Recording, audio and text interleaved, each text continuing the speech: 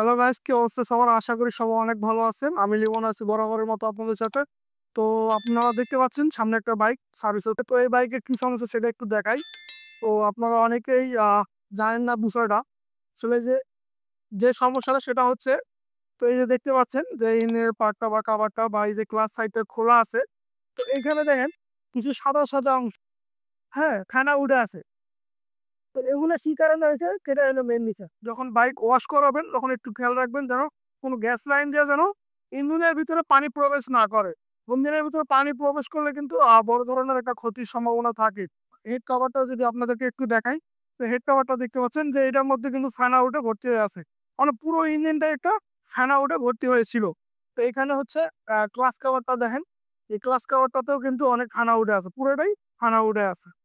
তো ইঞ্জিন অয়েলের কন্ডিশন গুলো যদি আপনাদের একটু দেখাই, ইঞ্জিন অয়েলের কালারটা দেখেন, কালারটা দেখলে বুঝতে পারবেন যে ইঞ্জিন অয়েলের সি কন্ডিশন হয়ে গেছে পানির কারণে। তো এই সাইডেও হচ্ছে কি আপনার খানা উঠেছিল, এই সাইডটাকে ক্লিন করা হয়েছে অলরেডি। তো এই যে দিক দিয়ে এখনো দেখতে পারবেন যে হালকা হালকা জন্য আসছে।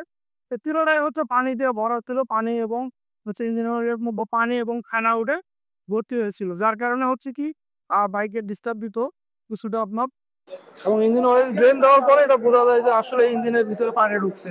তো ইঞ্জিনের জন্য পানি কিন্তু খুবই ক্ষতিকর। পানির থেকে সবসময় ইঞ্জিনকে দূরে রাখতে হবে যেন পানি না ঢুকে ইঞ্জিনের ভিতরে। দেখাই এই দিক দেওয়া।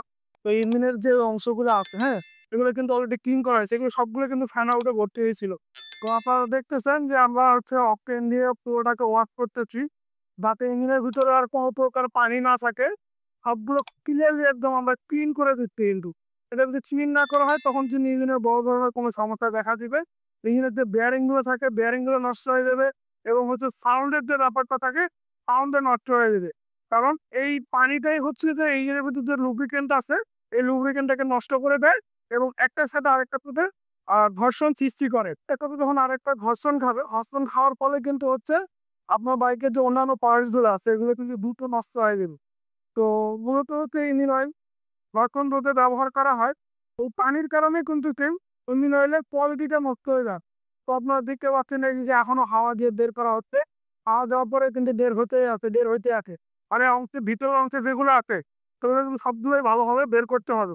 এবং যদি এগুলো ভালোভাবে বের না করি তাহলে কিন্তু ইঞ্জিনের সমস্যা দেখা দিবে পরবর্তীতে আবার। ওই ইঞ্জিনের ভিতরে পানি ঢুকছে কিনা বুঝার খাওয়ার উপর হচ্ছে। তো ইঞ্জিনের প্রথমে দেখবেন যে ক্লাস সাইড একটা গ্লাস থাকে। তো এই গ্লাসটাকে খেয়াল করবেন, এই গ্লাসটা যখনই দেখবেন যে এরকম সাদা হয়ে গেছে তখনই বুঝবেন যে ইঞ্জিনের ভিতরে পানি ঢুকছে বা গ্যাস হয়ে যাচ্ছে, ইঞ্জিন অয়েলের ভিতরে ফেনা উঠতেছে। তখনই বুঝবেন যে এটা সমস্যা আছে এবং ক্লিন করতে হবে। এটা হলো বাইরে থেকে দেখে বোঝার সহজ উপায়। এবং আরেকটা জিনিস দেখাই, আরেকটা উপায় আছে, সেটা হলো যে ইঞ্জিন অয়েলের ক্যাপ। এই ক্যাপটা খুলে দেখবেন, এই ক্যাপটা খুলে দেখলেও কিন্তু বুঝতে পারবেন যদি ইঞ্জিনের ভিতরে পানি ঢুকে, তাহলে এই ক্যাপটা খুলে দেখলে বুঝতে পারবেন এই ক্যাপের মধ্যে হচ্ছে কি ফেনা উঠে থাকবে। ক্যাপের মধ্যে ফেনা না থাকে তাহলে বুঝবেন ঠিক আছে। যদি ক্যাপে দেখেন যে ফেনা উঠে আছে তাহলে বুঝবেন যে হ্যাঁ ইঞ্জিনের ভিতরে হয় গ্যাস লাইনের মাধ্যমে পানি জমতেছে নাহলে কোনোভাবে পানি ঢুকছে।